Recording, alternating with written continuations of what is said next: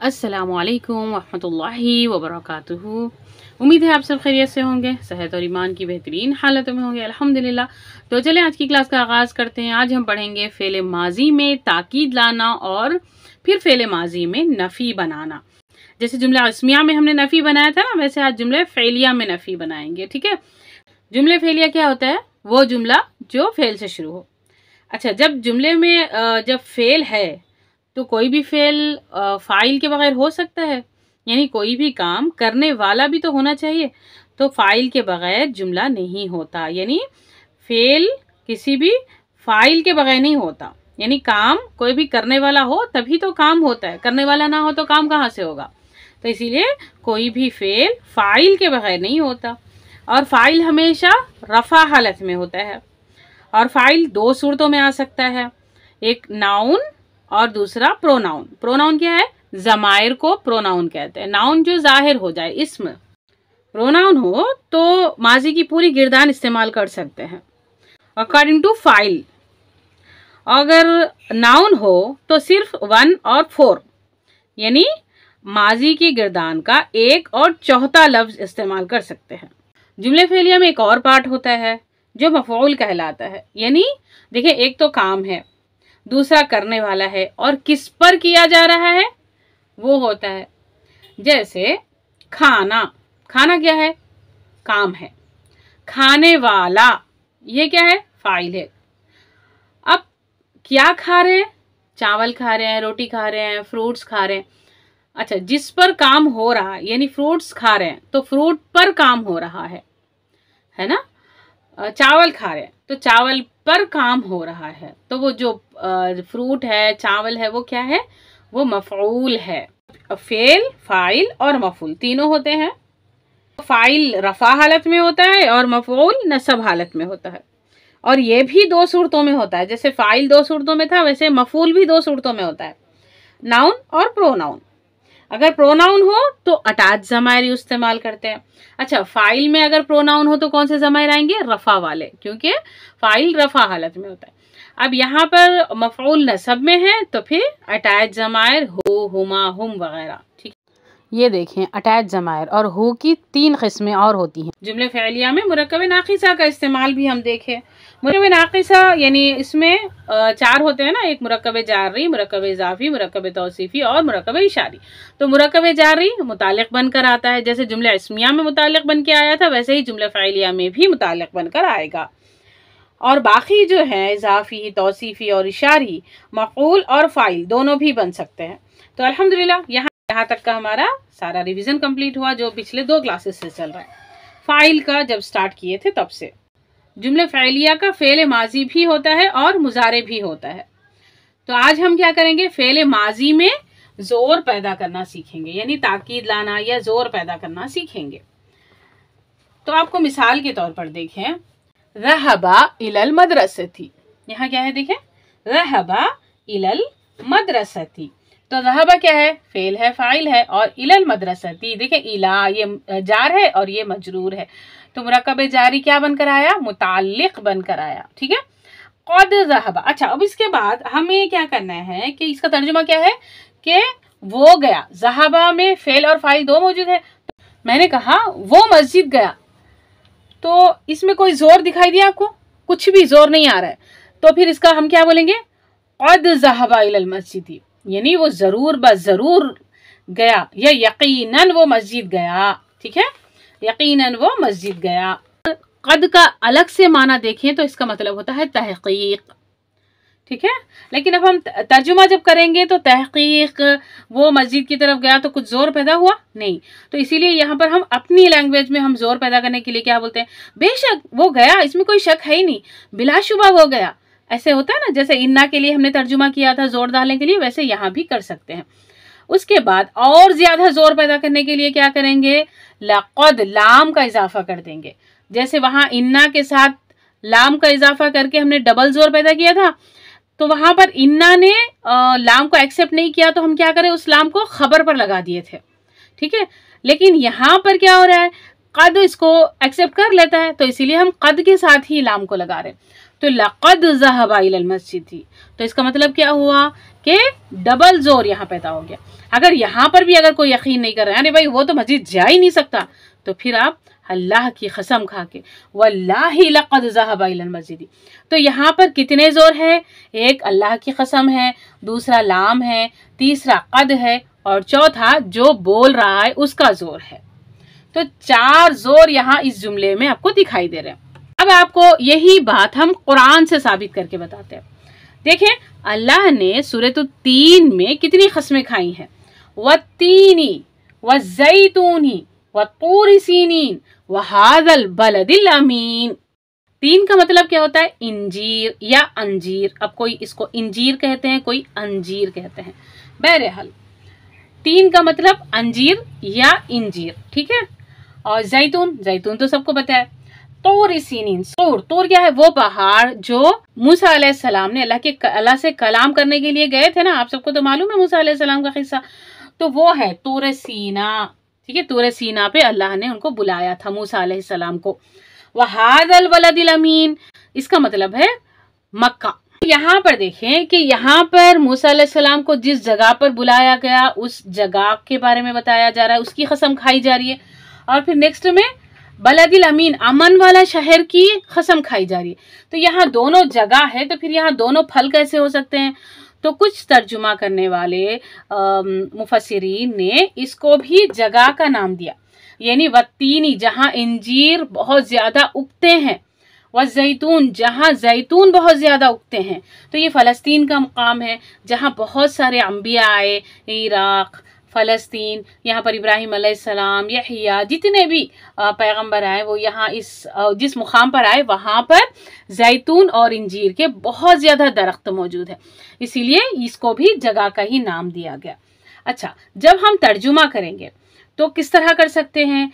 एक तर्जुमा ये होगा कि तीन की यानी इंजीर की कसम, जैतून की कसम, तूर सीना की कसम या अमन वाले शहर की कसम, ऐसे तर्जुमा करेंगे। या फिर एक मर्तबा बोलेंगे इंजीर की कसम और जैतून और तूर सीना की और अमन वाले शहर की, तो ऐसे एक मर्तबा कसम बोल के फिर बाद में इसको और भी कह सकते हैं, यानी 2 तरह के तर्जुमा कर सकते हैं। अच्छा जी, अब हम इसको एनालाइज करेंगे। कैसे करेंगे? देखें, यहाँ वहाज़ल बलदिल अमीन, इतने में कितने मुरक्कबात आ रहे हैं? देखें, हाजा और अल बलदी, ये अलिफ लाम क्या है? ये मुरक्कबे इशारी की पहचान के लिए है। हाजा अल बलदी, तो अलिफ लाम आ गया और हालत जर में है। तो ये हालत जर में क्यों आया? क्योंकि ये वाव की वजह से आया, वाव जर की वजह से। तो वहाज़ल बलदिल अमीनी, तो देखें हाज़ल बलदी ये क्या है? ये मुरक्कबे इशारी है। ये हाजा इशारा है और अल बलदी मुशारुन इले है। अच्छा, ये इसका एराब कैसा पहचानेंगे हम? मुशारुन इले को देखकर मुरक्कबे इशारी के एराब पहचानेंगे, क्योंकि इशारे जो हाजा, हाजानी, हा उलाई, तिलका, जो भी हम पढ़े, तिलका, तानिका, उलाई का वगैरह, ये सारे मबनी होते हैं। ये रफा, नसब, जर तीनों में सेम होते हैं, तो इसीलिए मुशारुन इले को देखकर पहचानेंगे उसके एराब को। अच्छा, यहाँ पर हाजल बलदी ये हालत जर में क्यों है? क्योंकि ये हरफ जर की वजह से ये हालत जर में है, ठीक है। तो ये जार हो गया और ये मजरूर हो गया। अब यहाँ एक देखें अमीनी, अब ये दोनों को देखिए आप, ये भी अलिफ लाम, यानी ये भी मारिफा है, ये भी मारिफा है, ये भी अलिफ लाम, ये भी अलिफ लाम, ये भी हालत जर में है, ये भी हालत जर में है। तो इसका मतलब ये दोनों देखें सेम किस मुरक्कब में आते हैं? वो मुरक्कबे तौसीफी में आते हैं। तो ये मौसूफ हो गया और ये इसकी सिफत होगी। तो देखें बलदी क्या क्या बन रहा है? एक तो इशारे का मुशारुन इले बन रहा है और दूसरा मुरक्कबे तौसीफी का मौसूफ बन रहा है बलदी। तो यहाँ कितने मुरक्कबात हो गए? हाजा इशारा, मुशारुन इले, मौसूफ, सिफ्त, 2 मुरक्कबात हो गए। फिर वाव हरफ जर है और फिर ये पूरा का पूरा मजरूर, तो ये पूरा मुरक्कबे जारी। मुरक्कबे जारी के अंदर मुरक्कबे इशारी और मुरक्कबे तौसीफी दोनों मौजूद हैं। अब आते हैं फिर उसके बाद वाला जो असल हमारा टॉपिक है, हो गया वत्तीनी वज़ैतून। अब यहाँ देखें लक़द ख़लक़नल इंसाना फ़ी अहसनी तक़वीम, तो अल्लाह ने यहाँ पर कितनी क़स्में खाई? 1 2 3 4 4 क़स्में खाकर क्या बता रहे अल्लाह ताला? यकीनन, यहाँ पर क्या आएगा मालूम आपको, अलबत्ता तहकीक यहाँ लिखा जाएगा, लेकिन हम उसको क्या बोलेंगे, यकीनन हमने इंसान को एक अच्छे सांचे में, अच्छे ढांचे में पैदा किया। इसका तर्जुमा अब हम आपको बताते हैं। खलकना फेल प्लस फाइल, फाइल कौन है इसमें, नाहनू है। इंसाना देखें हालत नसब में है तो फिर ये मफऊल हो गया। फी अहसनी तक़वीम, ये क्या है, मुताल्लिक हो गया। बेहतरीन साख्त का मतलब क्या है, इसका वजूद, यानी इंसानी जिस्म को अल्लाह ने मिट्टी से बनाया और उसकी ग़िज़ा भी कहाँ रखी, उसकी ग़िज़ा भी मिट्टी में रखी, और जब वो मर जाएगा तो जिस्म में दोबारा उसका जिस्म कहाँ चले जाएगा, मिट्टी में चला जाएगा। रूहानी वजूद की तख्लीक किससे हुई, रूहानी वजूद की तख्लीक नूर से हुई, और अल्लाह ने उसकी ग़िज़ा भी नूरी रखा, यानी अल्लाह का जिक्र, नमाज, सुबह और शाम के अस्कार, इबादत, ये सब। तो अल्लाह ने क्या किया, रूहानी वजूद और जिस्मानी वजूद दोनों को एक जगह मिलाकर दोनों को अल्लाह ने जोड़ दिया है।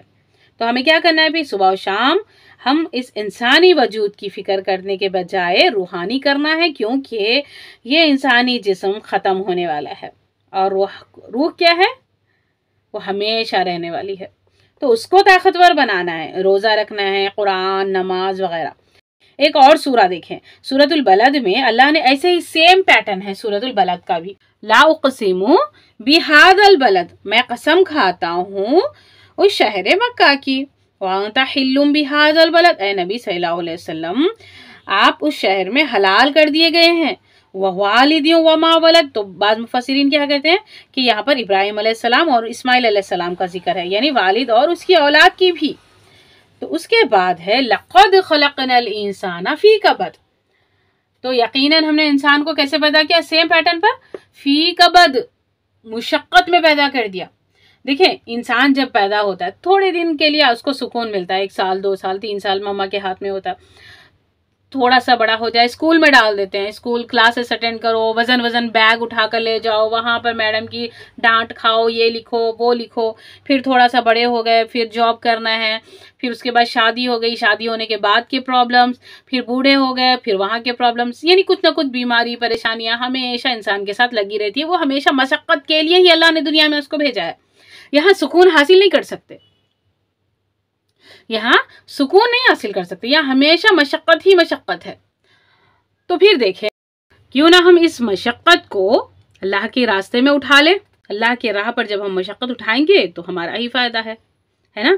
फिर एक और मिसाल अल्लाह ने सूरह मरियम, ज़करिया अलैहिस्सलाम ने अल्लाह से दुआ की उनके बेटे के लिए, तो अल्लाह ने उनको खुशखबरी सुना दी।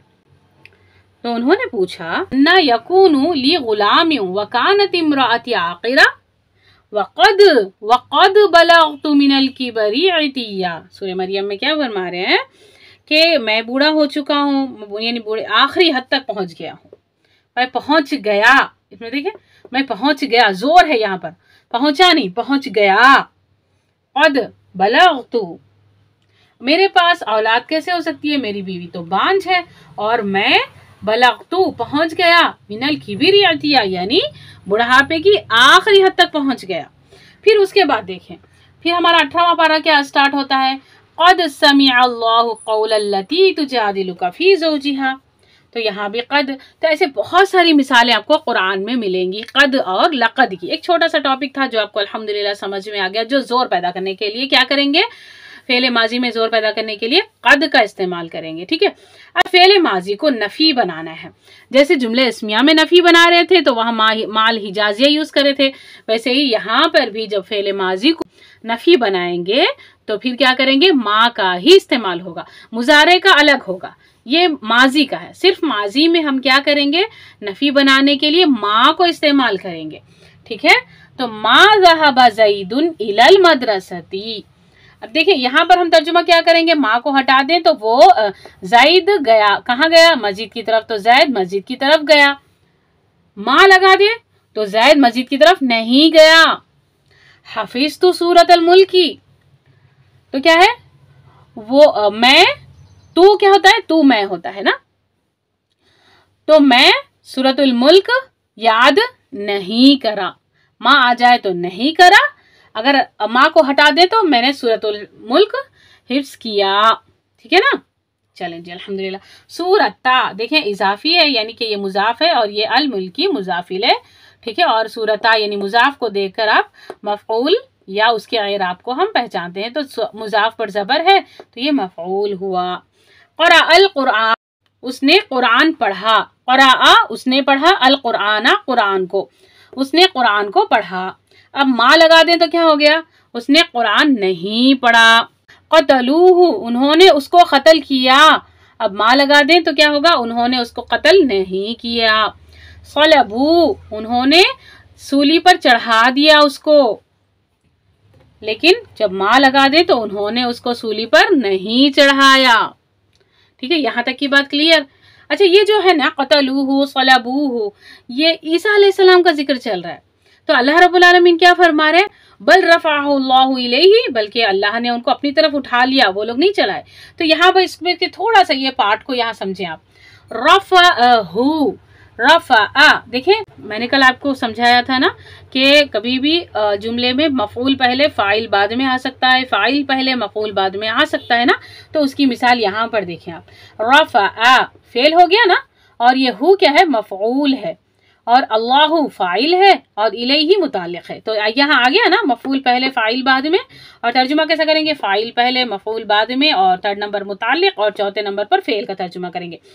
अल्लाह, अल्लाह ने उसको अपनी तरफ, या उसकी तरफ, अपनी तरफ बोलेंगे क्योंकि वो अल्लाह की तरफ जा रही है ना जमीन, तो अपनी तरफ रफ़अ उठा लिया। बल्कि अल्लाह ने उनको अपनी तरफ उठा लिया। वकान अल्लाहु अज़ीज़न हकीमा, अल्लाह बाला दस्त और हिकमत वाला है। तो उम्मीद है आप सबको अच्छे से समझ आ गया होगा। इंशाअल्लाह वल अज़ीज़ फिर कल मिलते हैं। सुब्हानकल्लाहुम्मा व बिहम्दिका अशहदु अन ला इलाहा इल्ला अंता अस्तगफिरुका व अतूबु इलैक। अस्सलामु अलैकुम व रहमतुल्लाहि व बरकातुहू।